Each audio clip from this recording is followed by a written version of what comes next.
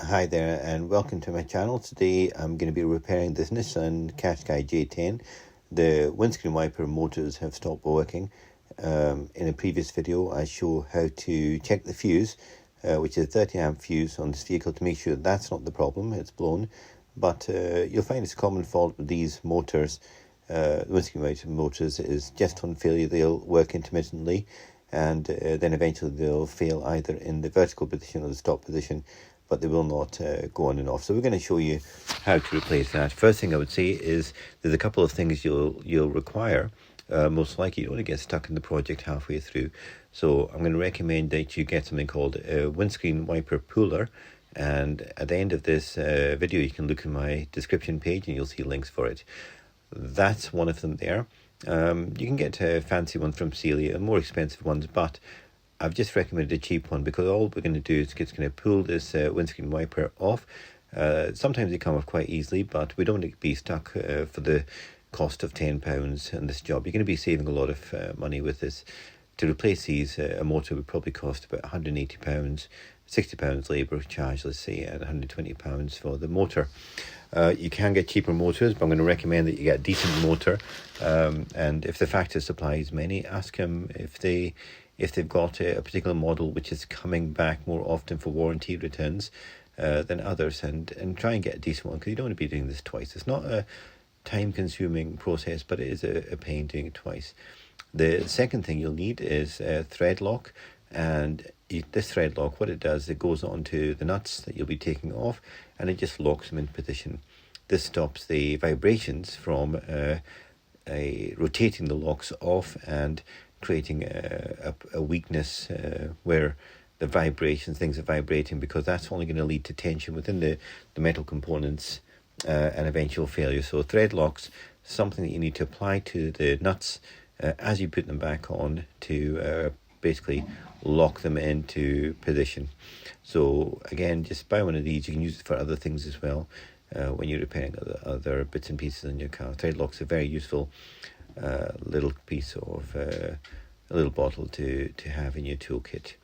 So with these two components in place, I'm going to assume that you've got a socket set to remove these, and also a little small screwdriver or a trim remover just to help with the removal of the trim.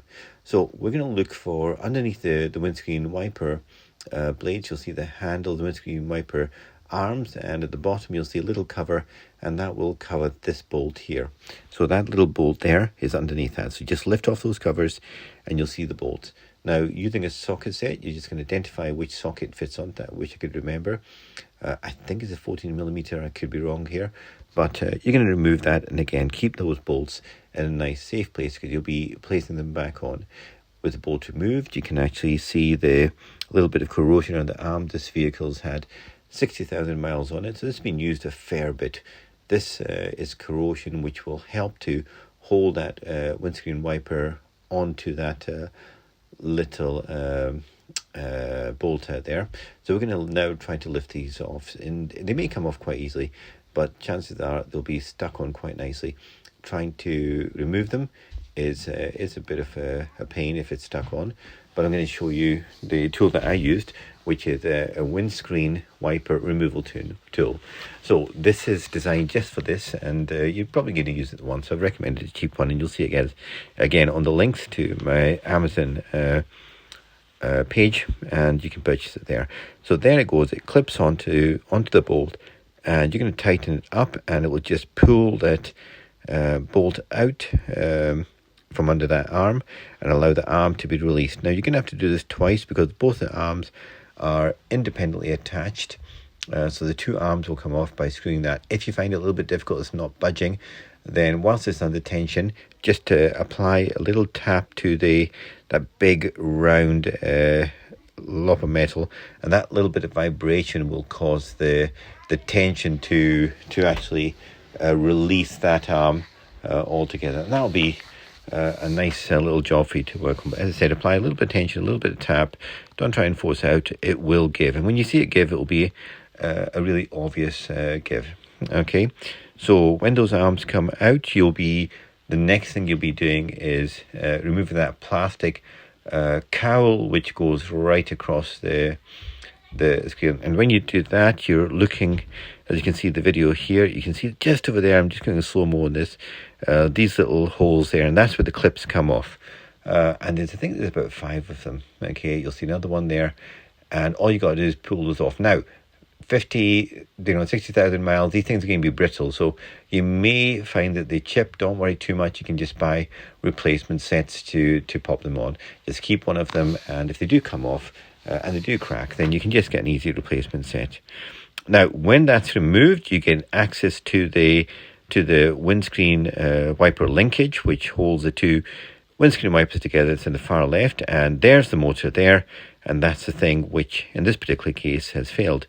Now, this thing was quite hot, and you can see there I've disconnected the cabling away from it, ready for that motor to be disconnected and taken out. So that motor was quite hot because evidently it's taken some damage and it's trying to work, but it's not. Okay, so you can see where the 2 wiper arms were fixed, and that's where we removed them. So now we've got a good view of everything we need to do. So the next part is to remove the motor and the linkage arms, which are attached together, and there's wiper linkage there, as you can see. So we're going to remove that in a oneer, and when that comes out, we'll be able to put it on the floor and work in it so much easily. Okay, and that's as now, what is that a picture of? I think that is just the wiper arms, sorry, the motor from a slightly different angle. We've got to remove some bolts to release this. Okay, I think there's about 5 bolts or something, maybe possibly 4, but the whole linkage arm and the motor will come out as a oneer. Okay, so first thing you do is remove the bolts off the motor, and the next thing you're going to do is remove the linkage arm bolts, and I think they're down there as well on the bodywork, and that's it removed. And now the linkage and the motor are out. Okay, and as I said, I do apologize for the terrible camera angles that I've given you, but just run with it. As I said, play with this in your mind. You should be able to work it out. It's not rocket science to which bolts you're going to remove, but most importantly, keep those bolts, because you will need them to fit everything back. Okay, so once we've got that out, we're going to put it on the floor, and then we can actually look at the way that the components are all related to each other. And it's a good idea to photograph them so you get it in the right position. Just take a little video. It takes a few seconds, and then you can see how everything goes together. Okay, so there you go, slow motion of me walking towards things, and there you can see the relationship of the motor. The central nut has been removed from there, and there's some torque screws, 3 torque screws around this area around it. Okay, so you're going to remove those 3 torque screws. Now, those torque screws, you're going to keep those because we know they've lasted 60,000 with more or less no rust on them. The new one has also got torque screws, but we don't know how good they are. So you're going to exchange that, put that new motor on, and we're going to reverse it, and we're going to fit it back on. And as you can see, this is the point to do it where you just, it's in slow-mo, but you can see the linkage arms moving, and we're testing them before we put the wipers on. Now, how do you know where to put the wipers on? When the wipers go on, it will go into the park position, so you're going to put the wipers in the park position. Again, that's the puller, and everything else after that is just the reverse of what you've done. Okay, so when you put those wipers on, put them in from the park position, and as I said, test everything before you go and put it all back together. Listen, thank you for watching the video. This is a really quick one, just for you to get your eyes on it.